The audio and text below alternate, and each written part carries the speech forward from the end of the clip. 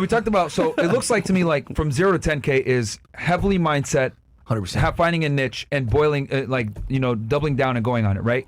Now let's go talk about, which Jeremy, you could talk more about this, 10K to that 100K mark a month. How do people like 100K mark? Yeah. Yeah. We'll say 10 to 100. Yeah, in that range. How do they get to be clear, usually when you achieve the 10 and you get somewhere between 10 and 100, you've officially like gotten in business, you know? Yeah. And then it's a game of amplification. There you go. And you find a few things out. Number one, you either fall victim to the unfortunate mindset that it's more than what it actually is. Okay? So as an example, I had a guy the other day, he was at like 20-ish K a month. He'd get at max to like 50K a month. And then he'd just go fuck off. Like he'd take trips. That's the thing. His girl would start fucking hitting him up and be like, oh, we need to go on like fucking this European trip and shit. Gotcha. Anyway, moral of the story, he'd get to this point where like he'd repeat this cycle, like 20 to 50, 20 to 50, 20 to 50. And it was, I don't know, a repeated cycle that he probably did like a good 4 or 5 times. Point being, he gets in this mindset that it's enough money for him. Okay? Think about how devious that can be. I was like, usually between 10 and 50K, 50 to 100, there's a little difference there, but to be fair, it's expansion of like what you view as possible. It's like you got to start treating it like a real business. You got to start looking at expansion and amplification. You know what I mean? Usually outside of the mindset debacle that you get into when it comes to like limitations and perceived what's a lot, the other part of it, when I say amplification, you can't settle in, right? So when I said at the very beginning of what I did, I just pitched the fuck out of businesses day in and day out and day in and day out. Guess how much I made in my first 45 days of being in business as a marketing agency? How much? 100K? I did 50K in the first 45 days. Nice. Okay? And immediately I was like, okay, I get this now. I need to have a repeatable process for sales. I need to get salespeople in this thing. You know, I need to start systematizing shit. I need to get people who are constantly pitching on this business's behalf. I need to keep pitching. You know, and what happens is like, okay, I start closing people. Did you know how many calls you made at that point? Dude, I was doing emails. So what I would do is I would sit down, right? I'd pull up somebody's website. And at the time, keep in mind, it's a while ago, okay? People weren't even retargeting. Okay? Yeah. People who don't know what retargeting is, right? You go to a website, they follow you around on the internet after you leave, whether you bought or not. That's retargeting. People weren't doing that shit back then. They didn't even know what a pixel was. Oh, wow. So what I would do is I would sit down and I'd be like, hey, like you don't have a pixel on your site. This is what retargeting is. Here's some strategies you could do that you're not doing now. You know, if you're interested in doing that, like hit me back. And I would generate sales calls that way. Yeah. I truly have no idea. It was like a blur to me, you know, because it was just a repeated day for like so much. fucking 45 days in a row. Now, my point being, okay, what happens after you start closing business? What else do I got to start doing? I got to start delivering. Oh, yeah, you know? yeah. So Yeah, not of only do I course. have You to gotta deliver pitch, the product, yeah. but like technically I then have to actually start delivering on what it is that I sold. Yeah. What's that do to my day? You know, if I'm sitting there pitching all day, it's like, well, now I have to add the system of delivery, okay? And then technically I'm dealing with a new problem in itself that can take a significant amount of time away from people. The other thing people fall victim to is that like either or mentality when they're getting started. Somewhere between 10 and 50, 50 to 100, you reach this point where simply put, you fall victim to like, I'm only going to do sales or I'm only going to deliver. And then you stop getting new deals when you only deliver, and then you got to go back to doing sales, and you get this like either or shit going. You know what I mean? That's one of the reasons why. Because they're both so fucking labor intensive that this is where, scaling. And you don't have enough money yet to start just throwing people at it and like getting a lot of solutions in place. So what do you find yourself doing? All that shit yourself. Both. So like at the end of the day, you won't do both, because then technically you're working more than what you've ever done before.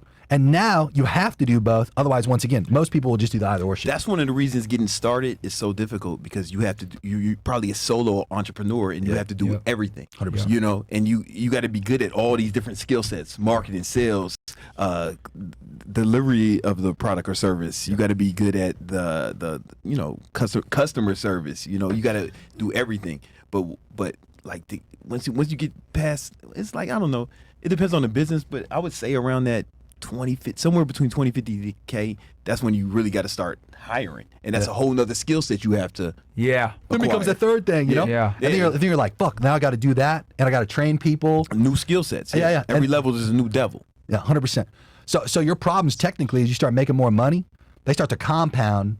They don't go away. They get more sophisticated, and they grow in quantity, right? So at the end of the day, when you reach that like first problem I brought up, like the satisfactory, I've got enough, that can also come from almost being like, okay, I'm tired and I don't want to have to do a lot more.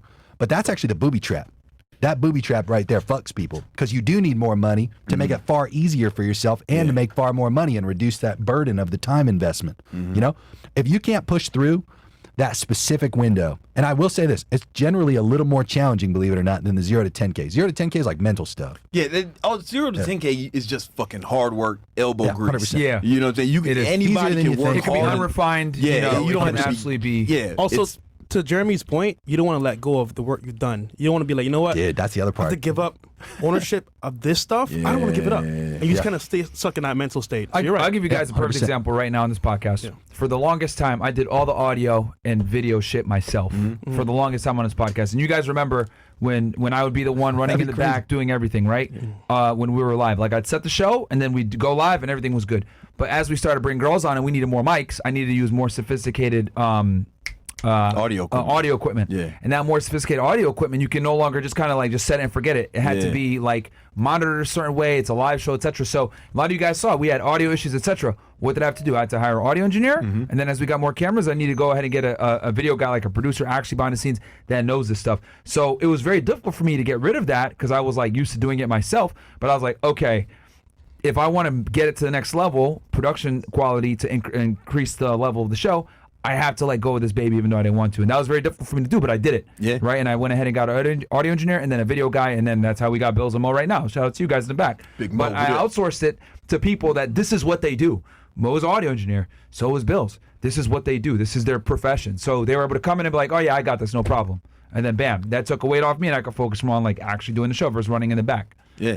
And you can focus on the thing that you're most valuable at. There you go. You know what I'm Yeah. saying? You're most valuable being the host, right? And if you're doing a bunch of other shit, it dilutes your superpower, right? And you can get better at being the host because you're doing it full time. And then I don't know what most skill set was initially, but I'm sure after Audio engineer, years of like with doing music. It, With okay, music. yeah. So, but I'm sure he's even better now than he was then. Right, Yes. because he's been doing it fucking every day for years. He used you to know? do post. Like most thing was he's a musician, so he's used to doing post production. So Yeah. when he came here, he got really good at doing live production. Exactly. So it's like the skill sets multiply because people get better at the job and they're doing only that. That's all they're doing instead of splitting your time. But it's also a new skill set you got to develop. Yeah, but you the business owner, you're doing it all. You truly have to, and like that's In the it, beginning, right? yeah. That phase that he's talking about, where he was essentially saying, "I should have hired sooner," is what it sounds like. But think That's about what it. I It's said to like, myself. Yeah, I said I should have done this but sooner. bro, that's a sacrifice in itself because, like, okay, you only have a certain amount of money at that point in your career. Okay, Yeah. so sacrificing that money to get somebody as skilled as who you have now, as an example, Yep. that kind of hurts, you know, Yeah. because you've done all this hard work just to make like whatever little bit amount of money you've managed to get now, and you got to give it up to somebody else. That's a huge risk when you make so little yourself. Like Yeah. as crazy as it might sound to some of y'all listening to this, dude, sub 100K a month, you're in a high risk position. Like you're still technically close to death at $0. Yeah. You know, you got to get as far away from that shit as you can. But to be fair, fixed expenses, right? You hire somebody, what are you doing? You're raising your fixed expenses. Yeah, bro, at the Yeah. end of the day, you're raising your fixed costs, but you're also, what do? I mean, you become financially responsible for them. Yeah, Yeah. it's a big responsibility. That You know, too. Yeah. it's a huge responsibility. It's not just something that you should fuck around with and just like hire people for the fuck of it and you fire them. You know? Yeah, Like you really got to take that responsibility serious at the end of the Right. day. If once again you want to be a good person. The big thing too, I think people really need to understand is like, you better pay yourself less instead of paying your staff less. Like I'll take the brunt Yeah, first. I'll that's pay the myself thing. less Yep. before I cut my people's pay or cut them. There's you know? months. There were months. I mean, it was 1 year, man. I didn't pay myself at all, but I still had to pay all my employees. Yeah. So you work for free. Yeah.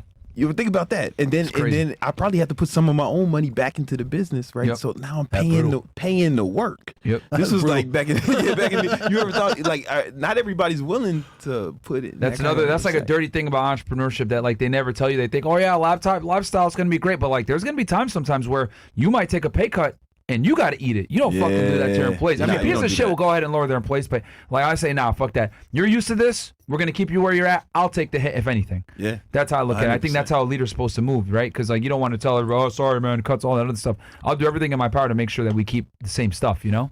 It's a great example, right? So okay, you take that circumstance. How shitty does that sound?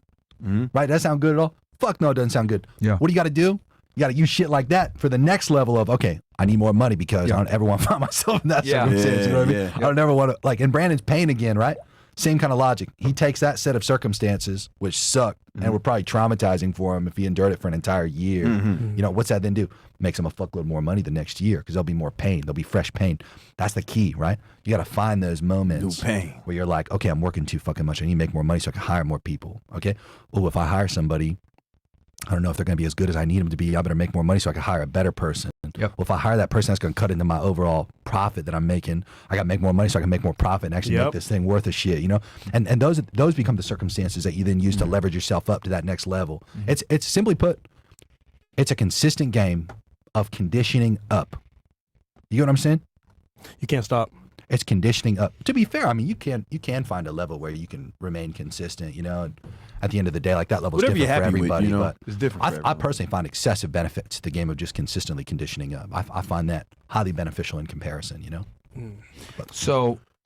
So now we talked about like scaling from like, you know, the 10 to 100, which is basically like becoming more efficient, expanding out, hiring people. You got to start hiring people, etc. Yeah, 100%. Yeah. At that I've point. only met one person who built a $1 million business. I met one person in my life. And what were they selling? You know him. I'll tell you. Yeah, later. I know it is. Yeah, but I like, met some indie software dudes doing that shit. was it like was it completely like It was online all, stuff? all online. So he had Okay, a I lot was of gonna leverage. say there But must be no overhead. Like It's rare, and I don't know if you could. I don't know how Sustain that. replicatable it is. It might be sustainable. It's not replicatable. Like just because one guy do it, you know, you don't want to. He's the sales rep, the closer, Yeah. and the speaker, Oh, you know bro. what I'm That talking thing is about? Yeah. crazy, bro. Yeah, but he did. Oh, I know who it is. I know it is. bro. oh, I know who it is. Yeah, you know it is. That guy's making a lot, bro. He I making think a lot we of can money. say it, right? Nah. Like, does he, I don't know if it's y'all a want W to. for I'm him, not talking right? on it. Why Yeah. is it a W for him? What is it? He's All a- right, unless oh, you know really- what? I'll give you this. He has a Bugatti. That's all I'm gonna say. He has a Bugatti. Bugatti. Oh, okay. No, we're talking know- about different guys. I know what you mean, but I put that out there because I didn't want it to make. Oh, it got obvious. it. Yeah. But either way, he is the one-stop shop for everything. Is it? Yeah. Okay, I think I know who you're talking about. Yeah. Okay. No, I mean. So to be fair, I mean, you can technically disprove everything that we just talked about and still make You it. could- but you it's could like, definitely it's, find- it's a It's real, highly unlikely yeah, you can do it's that. just statistical probability-wise. A much lower probability you get to that point with that specific model. You know, there's a much higher probability that you make more. When you have more people you can throw at things because you move as a unit, you know, you become like one collective thing. And remember the momentum lesson, right? You can fucking push the momentum up to a higher point and therefore make more money as a result in most instances. This is a W show, bro. This information you don't hear in school. So we talked good about online stuff. businesses, right? How about like okay, so let's talk about running ads real quick because there's people here that might not necessarily be like, you know, influencers. They might have like a real business, like maybe they have and like a mortar? brick and mortar type business where Yeah. there's a storefront, etc. That 10 to 100K mark, right? We talked about like scaling up, you know, kind of refining what you did because it's all grunt work from 0 to 10. Then from there you start hiring people, you start being more refined. Ads. Yeah. When should people, because this is one of your expertise, is like running ads and, you know, especially in today's day and age where the internet is how you find people now. Nobody's going to a fucking yellow book no more and looking you up. Like they're going to Google you. They're going to look on the internet. How does one go about running ads in modern day society now with the way the internet is? Well, I tell my students, listen, man, wait till you get at least 10K a month. Remember using my program, I said, don't run no ads till you get to 10K because you got, before you start spending money on ads, right, you got to make sure you know how to convert them first, right? You got to learn all this shit first. So the ads, you know, I look at it like this. Ads are like gasoline, right? If you just pour gasoline on the concrete, nothing happens, right? But if you already got a flame going, you put gas on it. Then Use that steroid one you were talking about. Oh yeah, it'd be like going steroid. That was good. That was good. No, another example is like if you don't. If you're gonna take roids, you should start training first. Yeah. Like, you know what I'm saying? Maybe hit your natural limit first. Yeah. You know, and then take roids, then you blow Good up. analogy. But I've seen motherfuckers take roids week one. Like they went, they said, hey, I'm gonna start working out. I need protein, creatine, and I need steroids. And they didn't. And you know, 100% of those guys did not make gains. They look like shit. They got all the side effects. Yeah. Without the gains, because it wasn't No balls. There was no foundation. Yeah. You know, so I like to wait till point. 10K a month. You know, that's Because at that 120K point a you've year. like Yeah. mastered some basics to some degree, and you have Yeah. something going where that gasoline, like you mentioned before, there's actually a Yeah. flame to help amplify versus you put on the concrete. Yeah, good So point. I guess, Jeremy, the question is, when does somebody start using ads for their business? And how do they Okay. go about it? So it's essentially, believe it or not, it's kind of like asking, when's the appropriate time to start gambling? Okay? As crazy as that might sound, really think Okay. about this real All quick. right. So it's, as an example, if I told you, okay, you need to start trading, okay? What's trading to somebody with no money, with no edge, with no strategy? Gambling. It's gambling. Okay. If to be clear, like I know people who literally go gamble that have strategies when they go gamble that have large sums of money to gamble with, where the statistical probability actually becomes in their favor instead of the casino's favor. Advertising is kind of the same thing, believe it or not, as silly as that might sound. It's essentially at what point do you officially have enough cash where you can gamble, okay? So as an example, you can gamble at different levels. There's people, I totally agree with what Brandon said. 0 to 10K a month, you don't even have any money to start gambling anyway and start advertising. It makes no sense. Even between 10 and 100K a month, like, sure, you can start spending a little bit of money, but you have to spend enough to get it to become in your favor. Gotcha. If you spend too little on advertising, the house actually has a higher probability to win and just take your money. Boom. These ad platforms like Facebook, Instagram, TikTok, Google, any ad platform for that matter, they all have the edge until you start spending a certain amount. The minimum, like the bare minimum I encourage people to spend on one campaign is $100 a day, okay? Which is $100 a day, 30 days, that's $3K a month, okay? And that's tiny. The issue with like spending so little, it takes a long period of time to acquire data. When you're advertising, you need enough data to be able to make decisions with. If you don't have enough data or you're impatient, which most people are, because keep in mind, okay, if you're only gambling 3K, right? Think about this. Are you going to be patient? Are you going to be as patient as you need to be to wait like 3-4 weeks to start making decisions on like whether you should turn that shit on or off or up or down? No, you're going to be tweaking like day one, dude. You go crazy. You're going to be tweaking, especially if you're first time gambling on it. You see what I'm saying? Versus, okay, we get people as an example who are spending upwards of 30 to 50K in a month. Okay, and that's, believe it or not, their test budget, $1,000 a day to like $1,500 a day.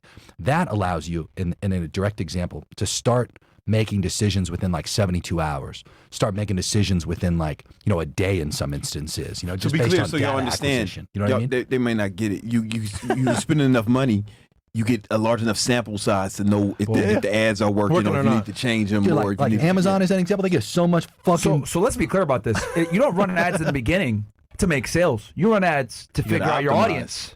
Yeah, I think the audience needs to really, guys. That's a big piece of game right there. Like, I need everyone to understand, because people run ads are like, okay, cool. When do I convert, start making money? No. And I'm actually learning this too. You're running ads to get a sample size to figure out how you're going to move next. You got to optimize as soon as you can start turning $1 into $2. Right, then you can start optimizing, but you might take some testing to get there. Gotcha. Even the best. That's where it's like gambling, right? Like you're going to pay to learn. And then eventually you start to get like an edge. You start to because we never ran edge. ads ever. Like us, we've never run ads. So like for us, it's like this is new territory. We've thought about it. Like maybe we could do organic. Like we're blessed where it's like people know us. We have a big platform. We don't need to run ads. But at some point, you need to do it. You mentioned Amazon, Jeremy. What were you going to say about Amazon? No, so listen to this, right? Amazon, when they run a split test, okay, like as an example, they change the color of a button from like one shade of orange to another. Think about the quantity of people they get on their platform within like an hour. Okay. They could do what, as an example, somebody spending like $100,000 in a month, okay, wouldn't be able to do in like 3 months. Amazon can make that decision in an hour because of the amount of data that they acquire. So when you spend too little dollars, you don't data. Acquire data, and you're typically impatient when you spend too little dollars. So to be fair, once again, it's not advisable if you're impatient and don't have a big budget to start spending money on ads, especially if you got something figured out organically. It starts to make more sense once again. It can make total sense, to be fair, like $3K a month. I have a great example. I was talking to a guy earlier today. His name's Ash. And Ash, he is a marketing agency that pitches dental offices, okay? And he's in the UK. See the niche? He's a marketing agency, but he only focuses on dental, right? That's and he got a service. He does SEO. He only does search engine SEO optimization, which is getting websites like appear on Google. Even at the high levels, like these motherfuckers have niches. You know, 100%. A certain target market and a certain problem they're solving for that target market. Yeah. Sorry, go ahead. Okay, so to be clear, it's like Ash is out here. He's spending $50 to $100 a day, okay? And he's getting like maybe he's optimizing for what's called a booked call funnel, meaning he's running traffic from Facebook and Instagram to a page that says, hey, if you want me to help you with this service and you're a dentist, book a call, okay? So he's optimizing his campaign for getting booked calls. To be clear, he was getting like 1 to maybe 2 booked calls every like 4 to 6 days. Okay? And he's tweaking the fuck out within that 4 to 6 days where he's not getting a call. And he was yet. only spending $3K a month, right? Barely. Like initially maybe like $50 to like $100. $3K a month? $3K a month. Holy shit. So like $50 a day to like $100 a day, okay? So not even technically $1,500 to $3K, okay? Now to be clear, he hits me up and he's like, oh, like what am I doing? Like, I'm not getting any results. And I'm like, well, dog, no, you're getting results. Like you have a cost per qualified call, it looks like, of like $300. Yeah. But you got to spend $300 to see one call. So if you're spending $50 a day, you know it's going to take you almost a week to generate that one call. It becomes So math. you gotta chill the fuck out in the meantime and wait, or you got to spend more money. Like if you just spent double, if you spent $100 a day, and this is what made them double it. If you double it, you condense that time frame in half as a result. And the same logic applies again. You double it again from 100 to 200. Now you're going to be getting a call every day and a half, you know, and you're going to end up like 7, 8 calls in a week, maybe at the lowest 6. You see, versus in a month right now, he's probable to get at most like 4. If he would get up to $200 a day, he'd be getting like 6, 7, 8 calls in a week. Which increases his chances of closing and making the money. 100%. Boom. So it's like he could go an entire month simply put and only get 3, 4 calls. That's still so little data. Yeah. Right? He might not even get 100 people to the website with that amount of money spent. I like to work in multiples of 100, where I always tell people, I say, listen, if you're going to spend at least $100 a day, okay, ideally you don't make a decision until you get 100 people to the website. If you work in multiples of 100, simply put, there's a greater probability with whatever changes you make or whatever the data's telling you need to do, that decision's going to be smarter, right? If you make decisions, let's use the example, you get like 10 people that hit your website. Yeah. Is that conclusive enough to make like any real decision that's going to be smart? Like hell no. So same logic, like you don't spend enough, you gotta wait fucking weeks, sometimes months to like acquire the same amount of data as somebody's willing to risk more. So like I said, when you look at it like gambling, right? Dude, when I was that's such a good analogy. Still today, by the way, I don't feel comfortable going to a casino and like fucking dropping money on blackjack or something because I don't know the game, right? So in addition to advertising, like don't just go raw dog it. You know, don't go in there fucking raw dogging it just thinking you're gonna be able to turn money into more money. You gotta go in educated about whatever the hell is gonna make it work or not work, okay? And then that dramatically increases the probability you turn that dollar into $2. So 2 things once again. Have a gambling budget where you're like, what's that mean, right? It means, okay, I'm willing to lose it in the instance that it doesn't work. Gotcha. You chalk it up as a business that's data acquisition. But in reality, that's not the point of advertising. The point of advertising is to turn $1 into more than $1. Yeah. Right? That's the best case scenario. You know, I think it's really important that you guys put it out there for the audience because, like most people, regular people think I'm advertising to make money back. But in the beginning, you're advertising to collect data so that you can make the money back. I think that's very important for people like I to said, you got to understand. be willing to walk in the casino and be like, all right, I got $1,000, you know, and that's all I'm willing to lose here today. Yeah. If I lose it, I'm going to chalk it up as I had fun.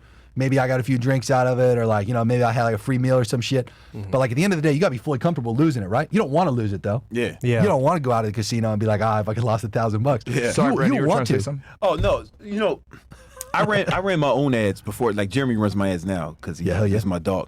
But I ran my own ads for mad long, and I ran ads for a lot of like guys in the fitness industry. You know, If you made it to the end, please don't forget to like, subscribe, and comment, and check out Fresh and Fit full streams, all links below, especially on locals. Stay tuned for future clips like this one. Stay blessed and humble. Peace.